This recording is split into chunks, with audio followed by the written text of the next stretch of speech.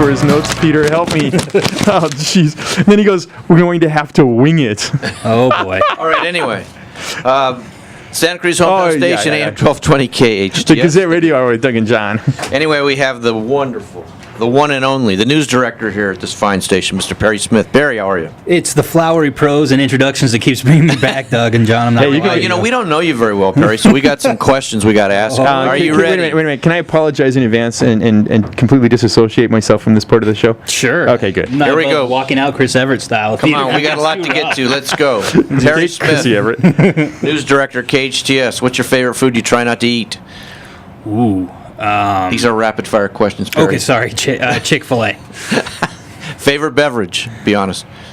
This coffee, this salted caramel mocha. Where did you grow up? Sunland. Name a third-grade teacher. Mrs. Theodoratis. What? My third-grade teacher. Yeah, Theodoratis? Mrs. Theodoratis. Okay. I believe she still teaches there. Year and make of first car you owned. Oh, boy. 98 Mercury Tracer? Spanked as a kid or no? Yeah, occasionally. When TV show you remember as a kid. Oh, wow. Andy Griffith Show. Favorite TV show now? Favorite TV show now. Arrested Development. Who told you about the birds and the bees? Mom. Mom? Mrs. Theolotus. Single parent. Yeah, not Mrs. Theodoratis. Thank you, John. Just Late, early, or right on time? I'm sorry. Late, early, or right on time? What is that in reference to? Is that an innuendo? Are you hitting on me, Doug? What is happening here? I've disavowed myself for this entire no, portion of the John, show. you have absolved yourself. I've never had that answer. So, okay, never mind. Dance or no dance? Dance. I think he is hitting on you. Just Can you drive a stick shift? Yes. Worry ward or worry free? Oh, worry ward. Heavy or light sleeper? Heavy. Snore or no snore? No snore. Left or right? Oh, right. Yes, no, or maybe? Perhaps. First name of first kiss? Oh, gosh. I don't know if I remember. Lauren? First name of first heartbreak?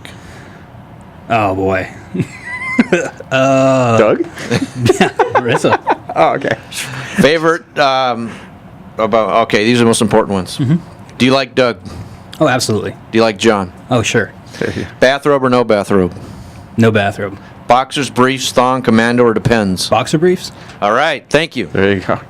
I'd rather that combination than depends thong. It just doesn't seem to work for me. All right, anyway. All right, so We have Perry here for a reason. we do have you here for a reason other than, like I said, I'd like to disavow myself of any of those questions. I don't think it's... anyway, moving along. 12 people? 12 people. They couldn't find anything else to do? Well, every 12 people, they know 20 people who are residents, and they gave their names, and they all want to be city throwing council. their hats in the ring. Now, not all 12 of those. We're pretty certain that all 12 of those, from people I've talked to all of them, and it looks like we're going to have at least 12 people. Okay, in the race. okay. So there could be more. We're talking 12 city council candidates. We know Frank Ferry is not one of those people, so Right. the deadline gets pushed back to the 15th. January 15th. And then on the 16th, we'll know how many of those people went through, took the papers, and then handed them back in and got certified and did their deal. They have to do that. They have to pull the papers and they get certified, Prove submit it their back in, residency. and then, Right. yeah. So, Perry, let's just jump right to the chase. Sure. And what I'm hearing is the incumbents are a lock. 2 of the spots are locked up. The incumbents are in. What do you think? I think it's going to be one of the closer elections we've had. I mean, no one... people were surprised when Lori Ender got upset by Tim Ben Boyston. I mean, there was... Tim Ben did a great job of campaigning. Obviously, he got the votes he needed. But I think you'll see a very close election one way or the other as far as the two. I don't think anybody's going to walk into their spot because you have a great field and you have... you're going to have some vote dilution when you have this many people. That's exactly what I was asking. Do you think... Okay, there's always been... Santa Clarita seems to be like the Wild West when it comes to city politics and elections especially. Sure. There was when Councilman Dave Ghani, Dave Ghani ran. Right. Okay. And they had Dave Galvin also run, right. Allegedly supported by one of the incumbents to try to create some confusion. There's all kinds of allegations there. Do you think there's... the incumbents or the sitting board members are maybe throwing out these candidates, and some of them I think kind of came out of the woodwork, is a good way to put it. That's not necessarily a derogatory thing. Right. It's just they weren't somebody you would expect. They weren't loud. They weren't vocal. They didn't do a lot of prep work. I honestly think it's more of a when you see that many candidates, you're looking at more of a frustration with what's going on than necessarily the candidates themselves trying to say, hey, let's see if we can put one over on the voters. I think the candidates, the incumbents in particular, are out there and they're using what they can. I mean, you have Mayor West, who's an incumbent, and she's got that to her advantage. Right. Of course. And you have Marsha McLean, who's the mayor pro tem, who also, again, it's an advantage to have that. Oh, absolutely. Because you're getting when you're the mayor, especially, you're there at every ribbon cutting. You're Right. getting that exposure, Yeah. and that definitely helps. And I don't know how much that really helps in the grand scheme of things when you're talking about a couple hundred votes here or there, because I see a couple tiers of the candidates. That's true too. But do you think, but with 12 candidates, is this a good indication that maybe term limits are necessary if it is frustration? I mean, it's definitely from what I see at the city council, going to the meetings, you see that.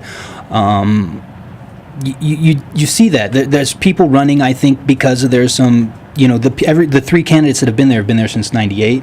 Right. Maybe there is that desire for change. I think we'll see. I think the new votes blood will bear argument. that out. Yeah, new blood argument. But what do you think is? You go to the council meetings and you're familiar with the council. What type of councilman do you think Santa Clarita needs at this point? What's the ideal councilman to you? I mean, what? Well, I think ideally you just want to have a well-rounded representation. I think it benefits you to have someone with an accounting background, someone with a legal background, someone with real experience in the community. A variation, I think, is your best bet, and Barry, since we asked you those very important questions to open up the segment, can you hang around for the next segment? Sure. I promise we won't ask anything really No more about silly my first questions. kiss. Yeah. All right, everybody, you're listening to Santa Clarita's hometown station, AM 1220 KHTS. This is the Gazette Radio Hour, and we'll be right back.